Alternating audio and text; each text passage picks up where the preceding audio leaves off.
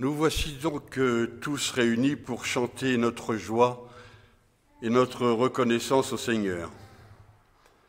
Vous êtes peut-être également venus pour écouter la parole, peut-être venus chercher un peu de paix, un peu de réconfort. Enfin, vous êtes peut-être venus pour trouver réponse à vos questionnements ou à vos doutes. Quoi qu'il en soit, soyez tous les bienvenus et surtout soyez assurés que vous trouverez ici, ce matin, réponse à vos attentes. Que la grâce et la paix de notre Seigneur Jésus-Christ soient avec chacun et chacune d'entre vous dès à présent et pour toujours. Et je vous invite pour commencer ce culte à chanter au cantique 21-11 « J'entre dans tes portes ».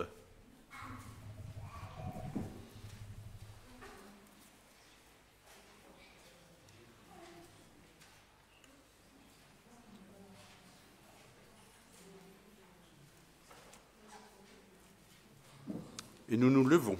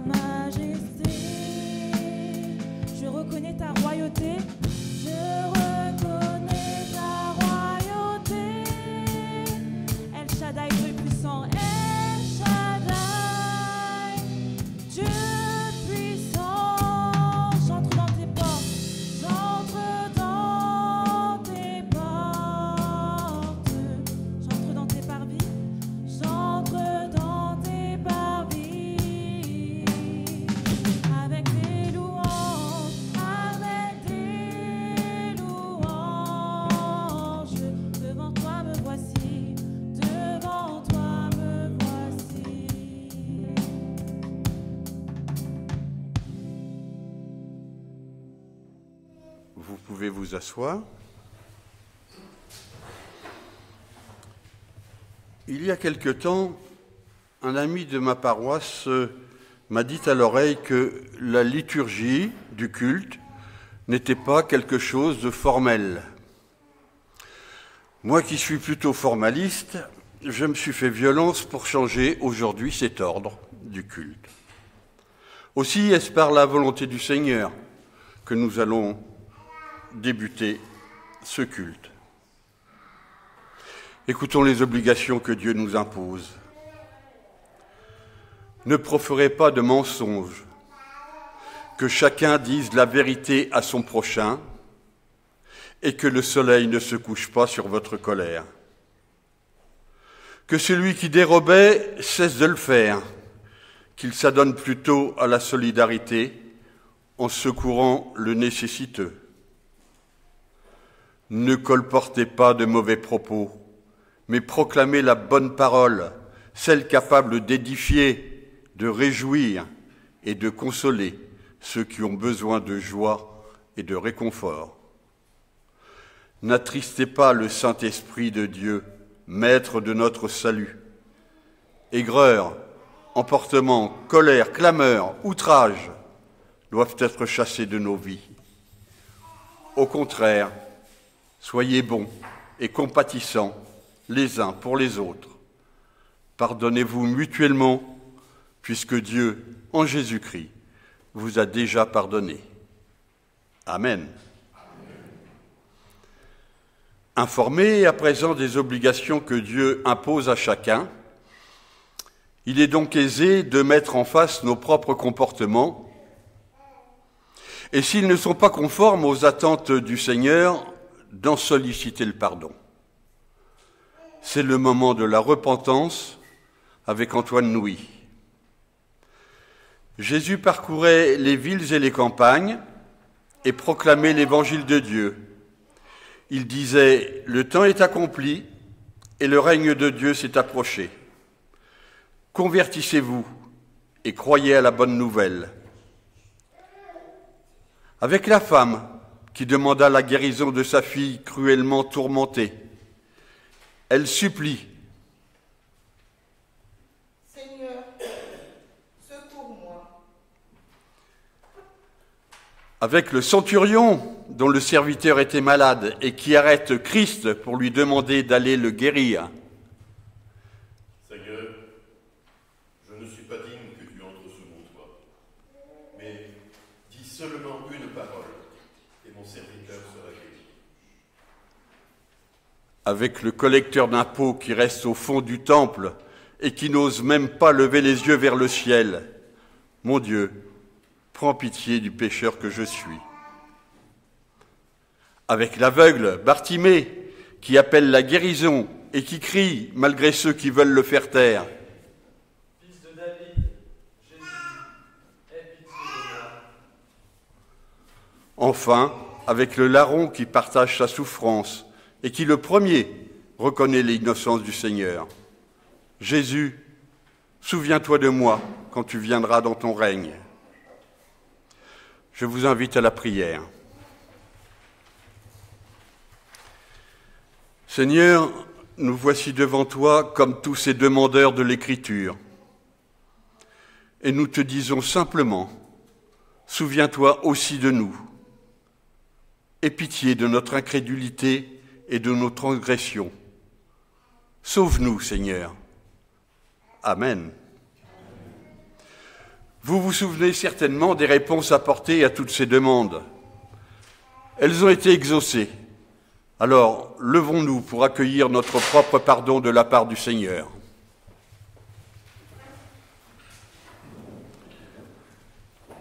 C'est l'apôtre Paul qui déclarait « Si une personne est en Christ, elle est une nouvelle créature. » Cette promesse est pour nous lorsque nous doutons sur notre chemin, lorsque nous nous sentons indignes, abandonnés, ou que nous plions sous la routine et la difficulté de la vie.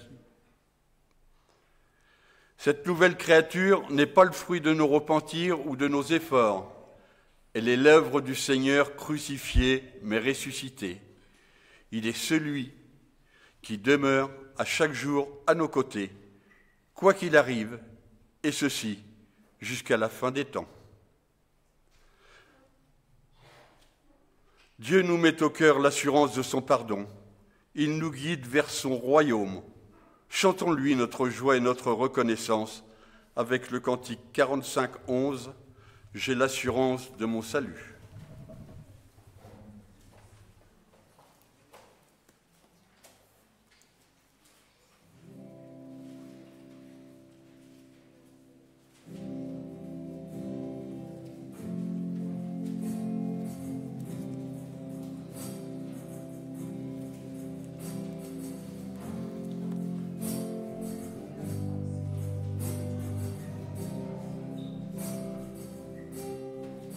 J'ai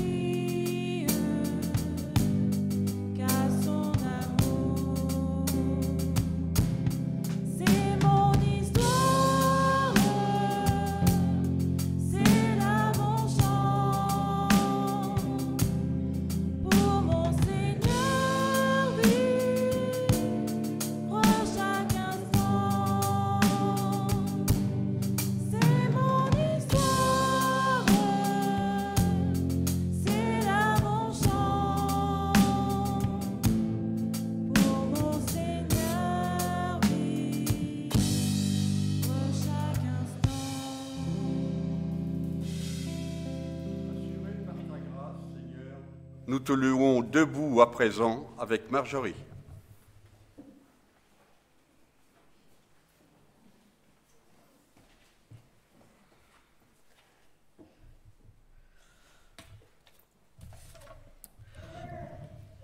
Que nos mémoires te rendent grâce, Seigneur, en se rappelant tes délivrances. Que nos intelligences te louent en cherchant la voie de ta sagesse. Que nos volontés t'honorent en se faisant servantes de la tienne. Que nos cœurs t'aiment en aimant ton amour. Que nos esprits demeurent emplis du tien. Que tout notre être te loue sans cesse. Que tout en nous te rende gloire. Amen. Nous prolongeons debout cette louange avec le chant « Libre de nos chaînes », le 52-17.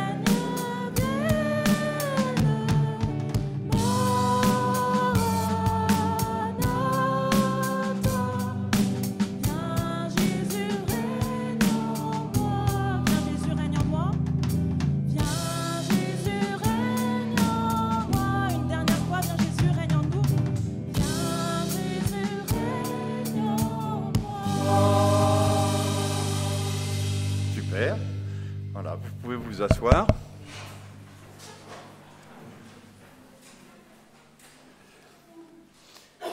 Et avant de lire les Écritures, je vous invite à la prière. Père, par ton Saint-Esprit, fais que pour nous, les mots de notre Bible deviennent un message de vie de ta part. Un message qui nous aidera à vivre comme tu le désires.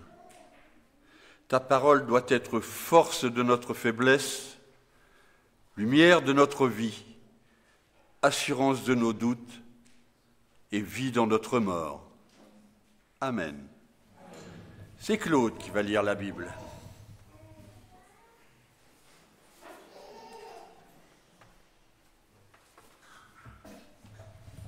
Ils sont pas là. Ils sont pas là, les textes. Aïe. Tu les as ? Non. Non, parce que tu les as communiqués. Ah bon ? Pas encore. Alors. Bonjour. Au livre d'Ésaïe, nous lirons tout d'abord le chapitre 11 et les versets 1 à 3.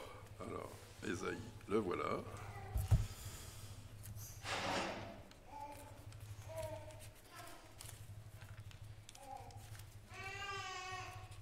Attends, 8. Alors, c'est la page d'avant.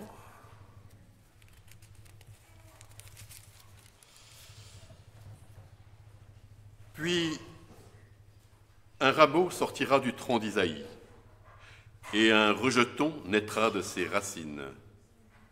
L'esprit de l'Éternel reposera sur lui, esprit de sagesse et d'intelligence, esprit de conseil et de force, esprit de connaissance et de crainte de l'Éternel. Il respirera la crainte de l'Éternel. Il ne jugera point sur l'apparence. Il ne prononcera point sur un oui-dire, mais il jugera les pauvres avec équité.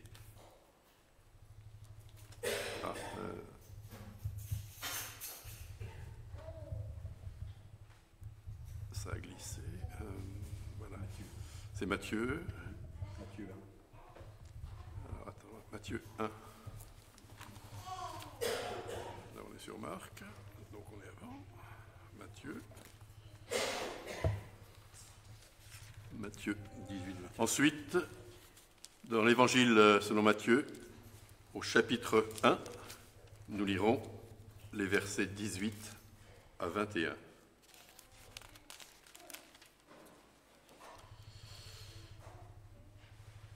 Voici de quelle manière arriva la naissance de Jésus-Christ. Marie, sa mère, ayant été fiancée à Joseph, se trouva enceinte par la vertu du Saint-Esprit avant qu'ils eussent habité ensemble. Joseph, son époux, qui était un homme de bien et qui ne voulait pas la diffamer, se proposa de rompre secrètement avec elle. Comme il y pensait, voici, un ange du Seigneur lui apparut en songe et dit : Joseph, fils de David, ne crains pas de prendre avec toi Marie, ta femme, car l'enfant qu'elle a conçu vient du Saint-Esprit. Elle enfantera un fils et tu lui donneras le nom de Jésus. C'est lui qui sauvera son peuple de ses péchés. Au chapitre 2. Ah, pardon.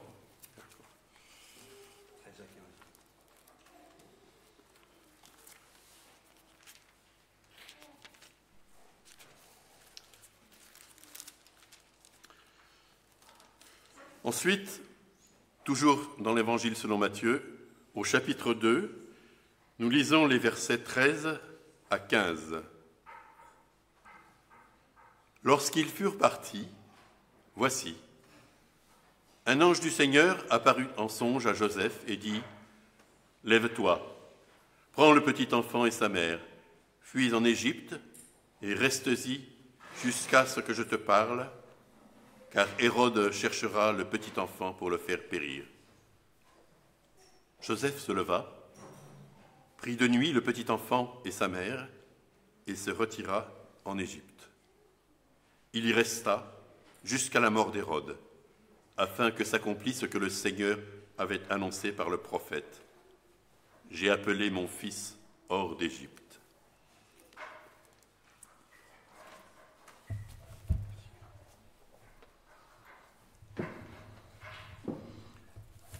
Merci Claude, que ces paroles soient pour nous lumière dans nos vies, phares sur nos chemins. J'ai intitulé la réflexion d'aujourd'hui Joseph, père imprévu. Vous avez entendu ces lectures? Ne croyez pas que je mélange tous les temps de l'Église. Je sais parfaitement que nous sommes à présent en temps ordinaire et que ces lectures se rapportent plus au temps de l'Avent ou ceux de Noël. Mais aujourd'hui, je voulais vous parler d'une histoire plus proche de l'histoire de Noël, bien sûr, mais surtout plus proche de l'homme. L'homme qui a été Joseph. Car dans toute la Bible, Joseph, père adoptif de Christ, n'a que, en tout et pour tout, deux versets dans deux évangiles. C'est bien peu pour être le père adoptif du Christ.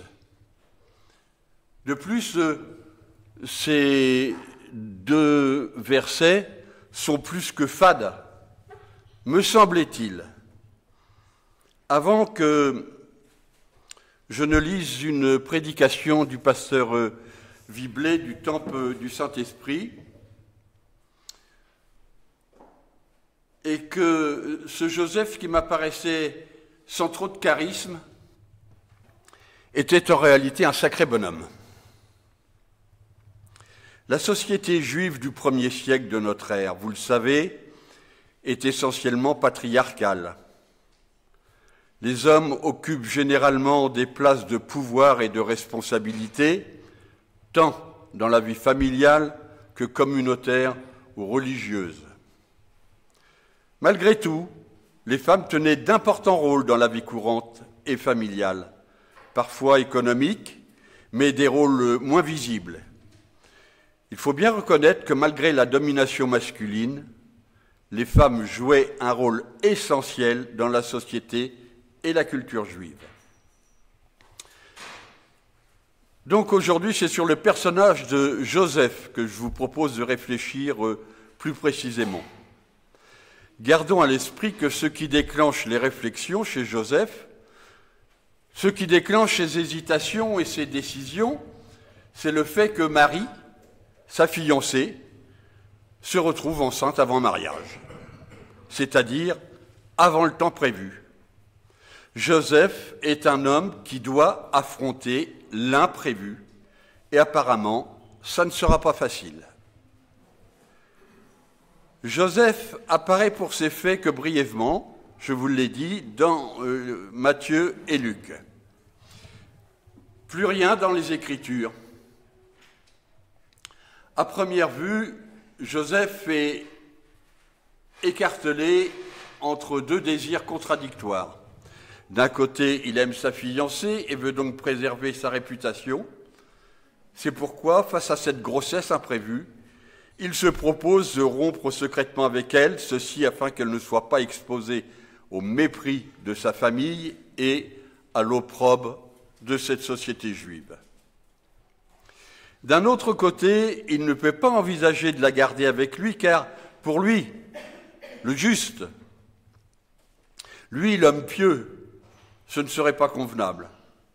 En effet, du point de vue de la loi et des valeurs culturelles de l'époque, il n'est pas envisageable que Marie se retrouve enceinte avant que soit célébrée son union avec un mari.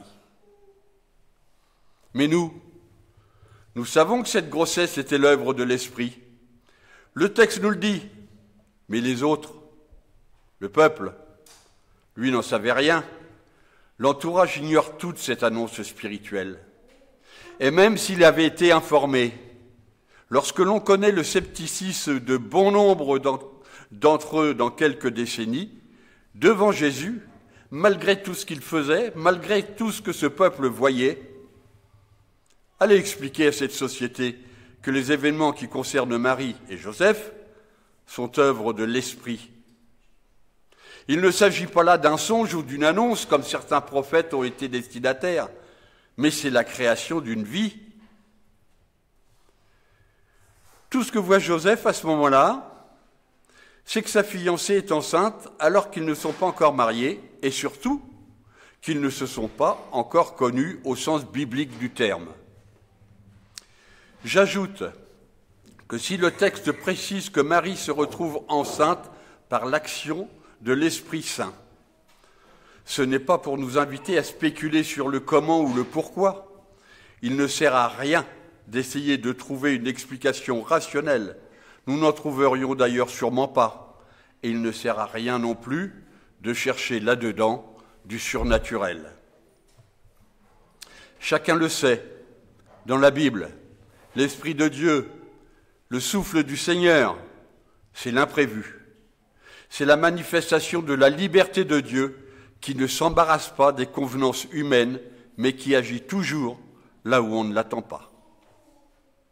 Eh bien, dire que Marie est enceinte hors mariage sous l'action du Saint-Esprit, c'est dire que Dieu se révèle toujours de manière contradictoire, et ça ne cadre pas avec nos idées, nos valeurs, nos conventions. L'Esprit ne vient jamais là où on l'attend, ni quand on l'attend. Dans cette histoire, il vient dans une grossesse imprévue. Mais imprévue uniquement pour nous, les humains, imprévue pour nos conventions. Le problème n'est donc pas de savoir par quel miracle Marie s'est retrouvée enceinte. Il s'agit de savoir comment Joseph va réagir face à cette situation imprévue. Est-ce qu'il assume son amour pour sa fiancée ou est-ce qu'il y renonce pour préserver les convenances ? Est-ce qu'il donne raison à son désir pour Marie ou est-ce qu'il donne raison à la loi, à la société, aux valeurs établies ? Plus profondément encore, il se joue une autre question pour Joseph, la question de la paternité réelle.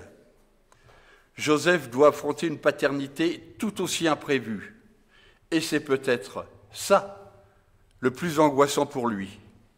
S'il décide de garder Marie, ça veut dire aussi qu'il décide de garder l'enfant et donc de devenir père. C'est une décision d'autant plus difficile que, pour lui, la venue de cet enfant ne cadre pas avec sa position d'homme respectable, juste, pieux dans cette société. Alors, est-ce qu'il accepte de devenir père malgré les convenances ou doit-il renoncer ? Au passage, voyez comme ce texte peut nous surprendre. Il ne parle pas tant de maternité que de paternité, puisque, alors que c'est bel et bien Joseph qui est au cœur de la question, comment Joseph va-t-il composer avec tout ça ? Remarquons un premier élément. Dans son dilemme intérieur, Joseph est véritablement écartelé entre deux désirs contradictoires. Dans un premier temps, il est incapable de prendre une décision. La décision, il la prendra, pourrait-on dire, à son insu. Ce sera pendant son sommeil, à l'occasion d'un rêve. De plus, il ne va pas décider tout seul. C'est une intervention extérieure qui va l'aider à trancher. Nous le voyons, avec cet ange qui lui apparaît en songe, Joseph est rejoint dans les profondeurs intimes de son sommeil par une parole autre, une parole qui vient d'ailleurs. Elle vient du Seigneur portée par un messager. Cette parole vient se greffer sur ses interrogations les plus secrètes pour en révéler le sens profond. Et c'est dans cette parole qu'il le rejoint à son insu, de manière secrète, de manière cachée, que Joseph découvre une issue à son dilemme. C'est déjà une indication de ce qu'est l'Évangile. Pensons-y. L'Évangile agit dans le secret des cœurs pour révéler ce qui est caché, pour mettre en lumière ce qui est obscur. La parole de Dieu est comme une épée à double tranchant, est-il dit dans le livre des Juges au chapitre 3, verset 16. Une épée confectionnée par Éhude. Eh bien, l'Évangile, passe comme une épée dans le cœur de l'homme pour trancher entre ce qui fait vivre et ce qui fait mourir. L'Évangile nous vient toujours d'ailleurs. Nous ne pouvons que le recevoir. Et en même temps, lorsque nous le recevons, il nous rejoint au plus intime de nous-mêmes. Il se ferait un chemin jusque dans les profondeurs secrètes de nos désirs. l'Évangile se greffe à nos racines, afin qu'une nouvelle branche puisse naître et percer au jour, comme au tronc d'Ésaïe. La parole de Dieu se greffe à ce qui nous tourmente en profondeur pour faire advenir du nouveau, pour faire advenir de l'imprévu. Ainsi, l'Évangile vient de l'extérieur, mais il agit à l'intérieur, au plus intime de l'intime. Pour Joseph, c'est dans un songe, c'est au plus profond de son sommeil, au plus secret de ses désirs. Et quel est-il, cet Évangile, pour Joseph ? Quelle est la bonne nouvelle qui lui est annoncée et qui va l'aider à choisir la bonne part, à choisir la vie, plutôt que les convenances ? Joseph, fils de David, ne crains pas de prendre avec toi Marie, ta femme, car l'enfant qu'elle a conçu vient du Saint-Esprit. D'abord, le messager du Seigneur appelle Joseph par son nom, et en le nommant, il l'ancre dans une parenté. Joseph, fils de David, tout comme l'aveugle de Bartimée, cité tout à l'heure par Marc. Que faut-il entendre ? Après tout, le messager aurait pu dire Joseph, fils de Jacob ou petit-fils de Mathan, puisque c'était le cas. Eh bien, il faut remonter à l'histoire de David pour comprendre. Rappelez-vous, au début de son évangile, Matthieu nous relate l'arbre généalogique de Joseph et de Jésus.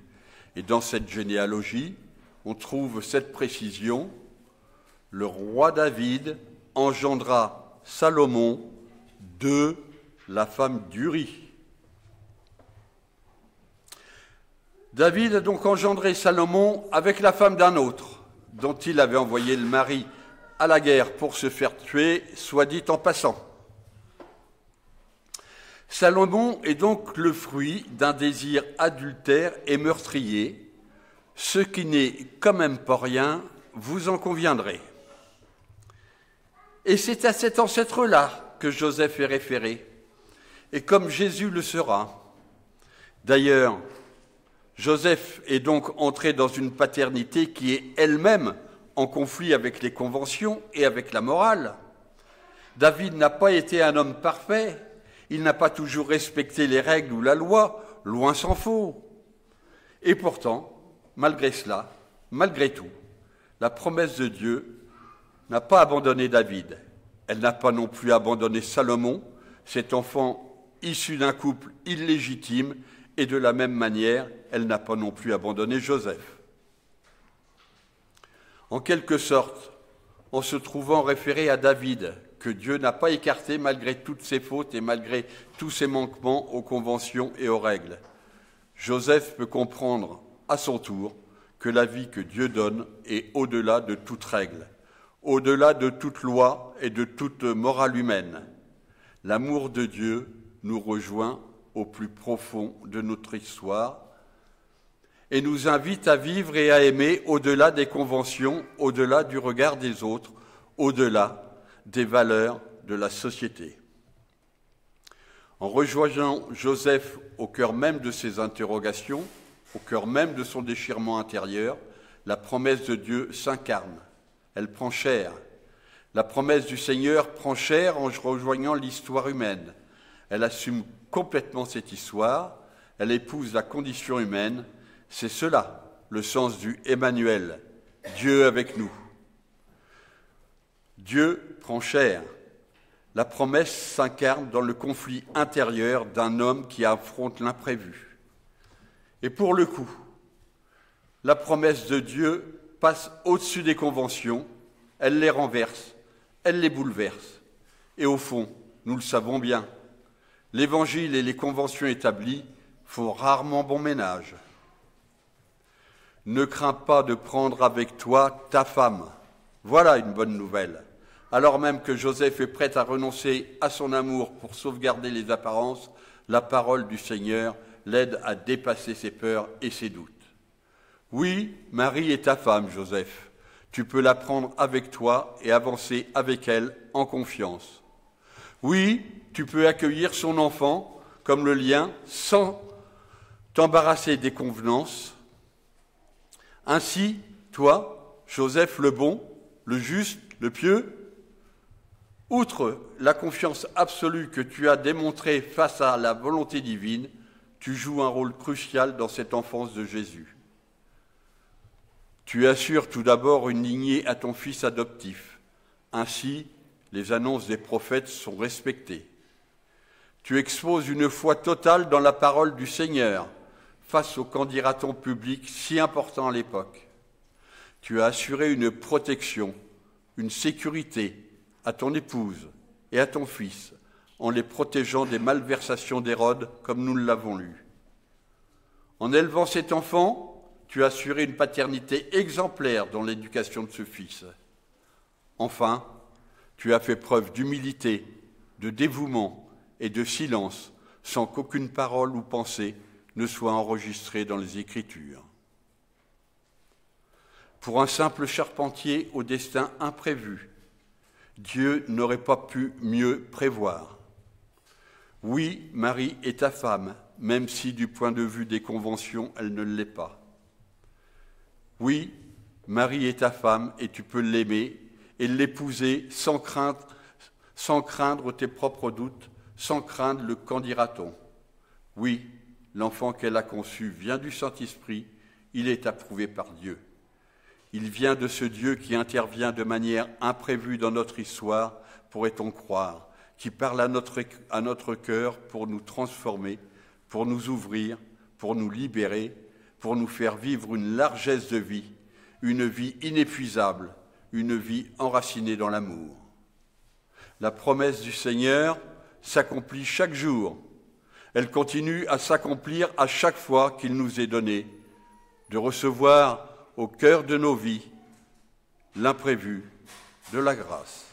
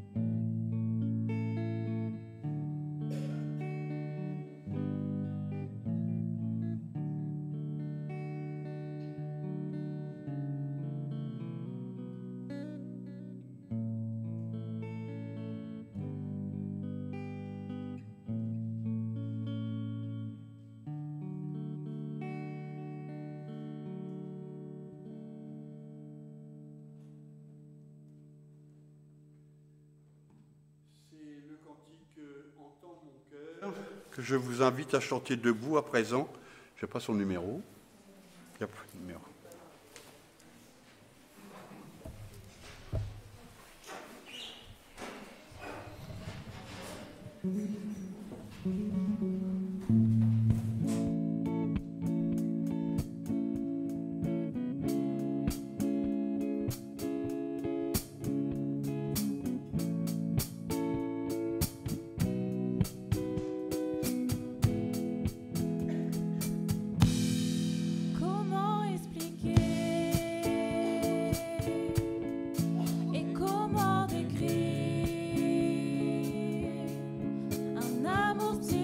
Si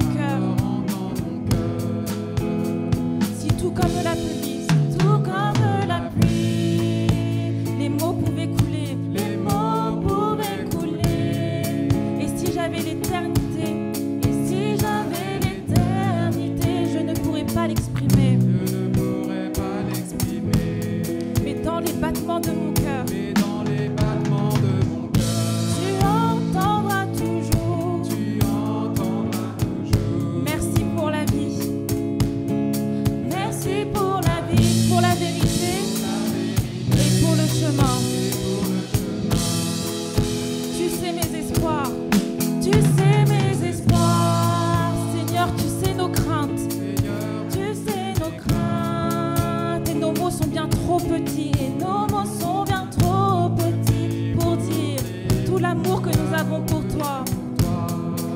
Alors entends nos cœurs, alors entends nos cœurs, nos esprits qui te louent, nos esprits qui te louent. Entends le chant d'amour, entends le chant d'amour. De tout est racheté, de tout est racheté. Nous prendrons nos faibles mots, nous prendrons nos faibles mots pour te dire merveilleux tu es. Non, nous ne pourrons pas te dire combien nous t'aimons. Alors entends nos cœurs. Amen. Alors entends nos cœurs. Alors entends nos cœurs. Nos esprits qui te louent. Entends le chant d'amour. Entends le chant d'amour. De tout est racheté. De tout est racheté. Nous prendrons nos faibles mots. Nous prendrons nos faibles mots pour te dire quel Dieu merveilleux tu es. Merveilleux tu es. Non, nous ne pourrons pas te dire combien nous t'aimons. Alors entends nos cœurs.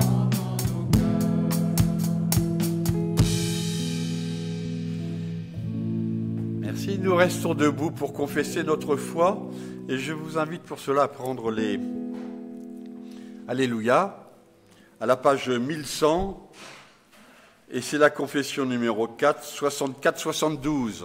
1100, 4, 64-72.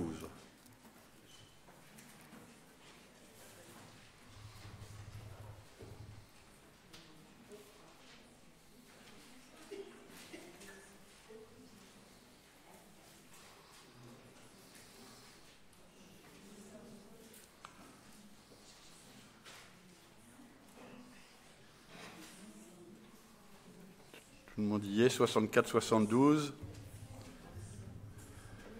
Je crois en Dieu le Père, tout-puissant Créateur et de la terre. Je crois en Jésus-Christ, le Fils de Dieu. Il est venu vivre parmi nous. Il est mort sur la croix. Il est ressuscité. Aujourd'hui et pour nous toujours, il est avec nous. Je crois en l'Esprit Saint qui nous rassemble dans l'Église et qui nous fait vivre. Amen.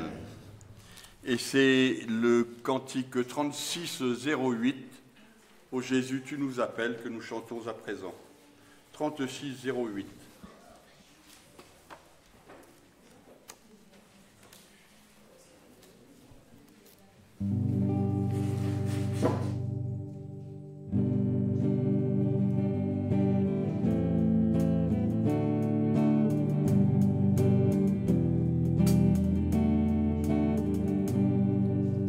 Ô Jésus, tu nous appelles à former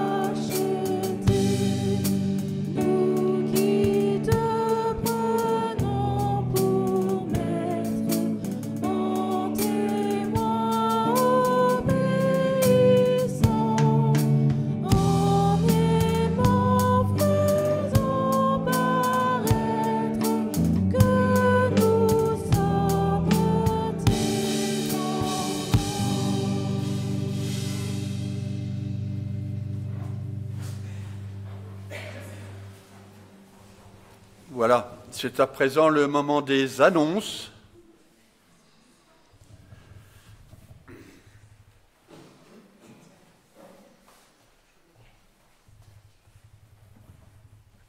Bonjour à tous. Alors merci au pasteur Alain Bernard de nous avoir conduits ce matin. Alors je commence par une triste nouvelle, celle du décès de notre sœur en Christ Karine Nadège Siassia. Donc le mardi 19 août à l'hôpital de Fontainebleau. Elle laisse derrière elle toute une famille, des enfants, un mari. Voilà, donc vous êtes invités à vous joindre à la famille et aux proches pour lui rendre un dernier hommage demain.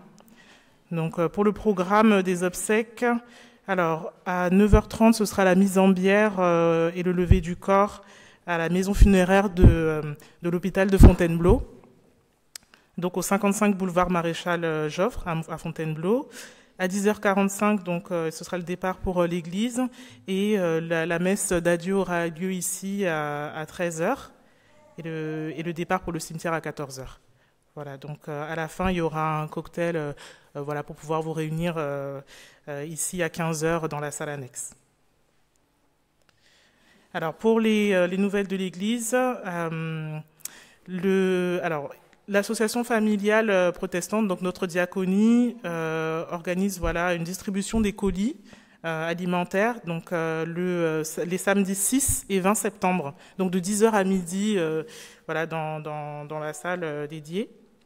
Et pour les collectes des dons alimentaires, vous pouvez toujours apporter vos dons de denrées alimentaires les deuxièmes dimanches du mois. Le week-end du 5 au 7 septembre, ce sera la sortie des jeunes de la paroisse au culte de l'Assemblée du désert. Donc nous partons vendredi avec une vingtaine de personnes. Donc on part avec toute la jeunesse à Mialet, là où sera célébré le culte de l'Assemblée du désert. Le samedi 6, il y aura ménage ici au temple, donc à 9h30. Et donc on attend toujours des bras pour pouvoir nous aider, maintenir les locaux accueillants et propres. Et puis le dimanche, il y aura culte ici à Melun à 10h30. Alors il y aura 2 dates clés aussi à retenir. Donc le 14 septembre, donc ce sera la rentrée, le culte de rentrée à Provins, et puis le 21 ici à Melun.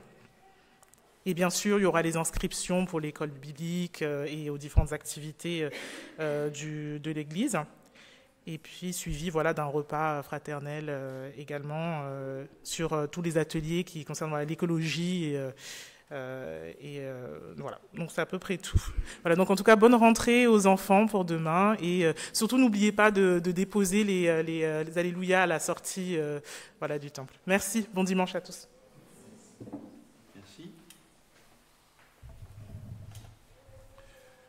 Vous vous souvenez que les Écritures nous disent qu'il y a plus de plaisir, plus de joie à donner qu'à recevoir. Eh bien, dites donc, ça tombe bien, car Dieu aime le don joyeux et c'est le moment de l'offrande.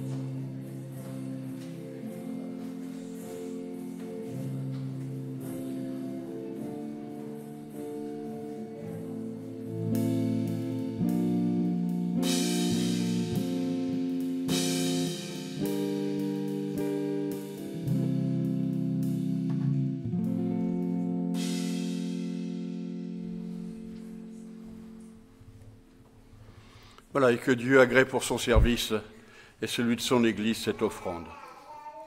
C'est Audrey qui va nous conduire dans la prière pour notre monde à présent.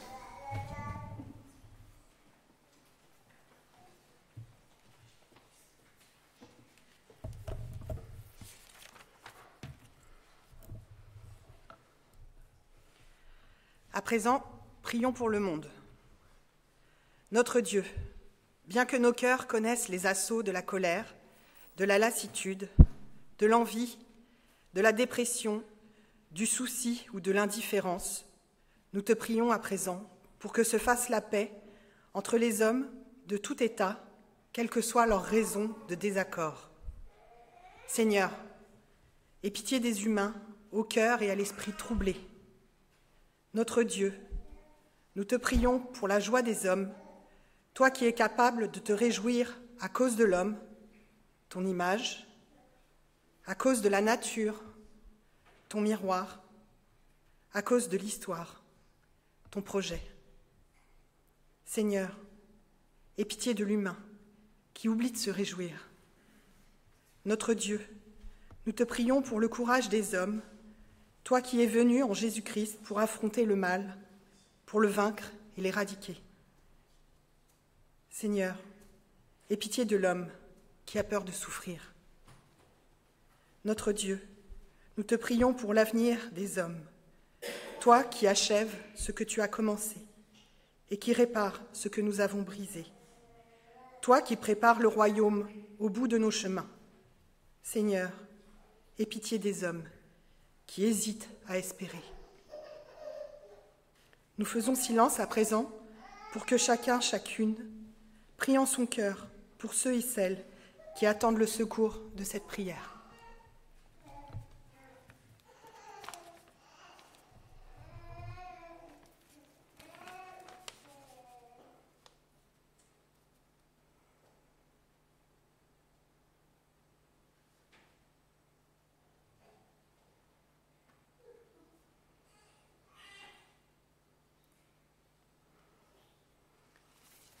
Et c'est ensemble que nous te disons, notre Père, qui es aux cieux, que ton nom soit sanctifié, que ton règne vienne, que ta volonté soit faite sur la terre comme au ciel.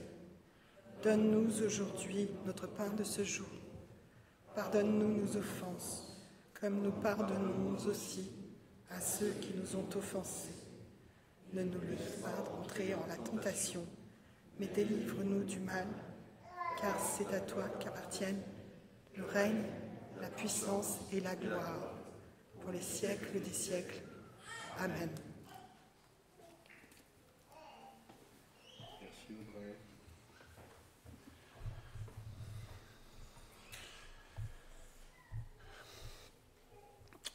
Et si nous chantions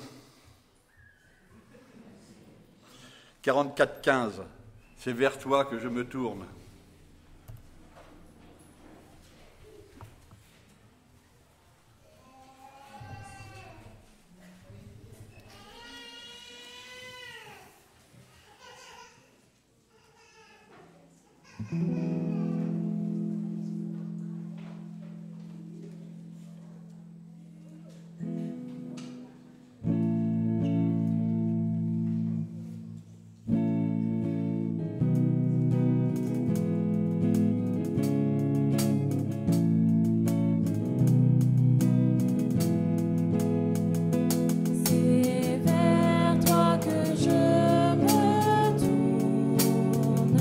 Je veux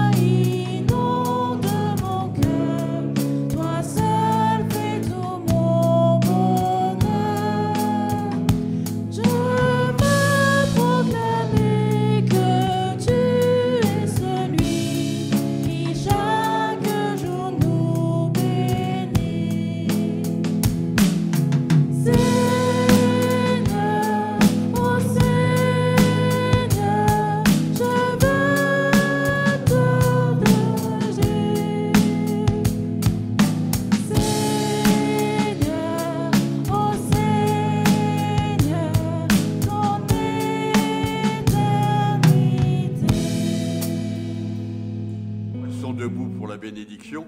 J'avais encore une petite annonce à faire avant cette bénédiction. D'abord, remercier la technique qui, malgré les défaillances maternelles, s'est très bien adaptée.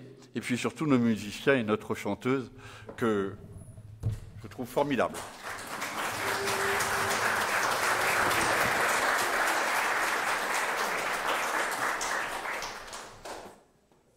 Alors allez, frères et sœurs, que le monde remarque vos visages illuminés des bienfaits imprévus de la parole. Devenez, vous aussi, les colporteurs de cette parole de vie. Que la grâce de notre Dieu, la paix de Jésus-Christ, soit avec vous dès cet instant et pour chaque jour à venir. Amen. Et nous allons clôturer ce culte avec le cantique « Tous unis dans l'Esprit », 36-24.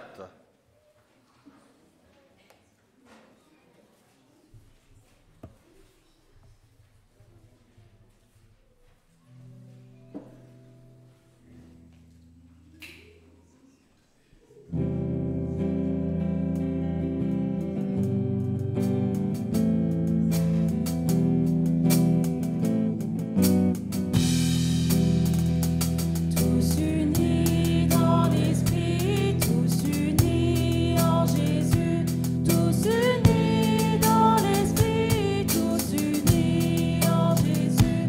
Nous prions que bientôt ce qui divise ne soit plus, et le monde saura que nous sommes chrétiens par l'amour dont nos actes sont empreints. Nous marchons côte à côte et la main dans la main. Nous marchons côte à côte et la main dans la main. À la table du roi, nous partageons le même pain. Et le monde saura que nous sommes chrétiens par l'amour dont nos actes sont empreints. D'un seul cœur, nous voulons travailler pour Jésus. D'un seul cœur, nous voulons travailler pour Jésus. Proclamons à tout homme qui nous offre le salut. Et le monde saura que nous sommes chrétiens par l'amour dont nos actes sont empreints. Gloire au Dieu créateur de la terre et des cieux, gloire au Fils éternel, rédempteur glorieux, gloire à l'Esprit qui verse en nous l'amour de Dieu, et le monde saura que nous sommes chrétiens par l'amour dont nos actes sont empreints.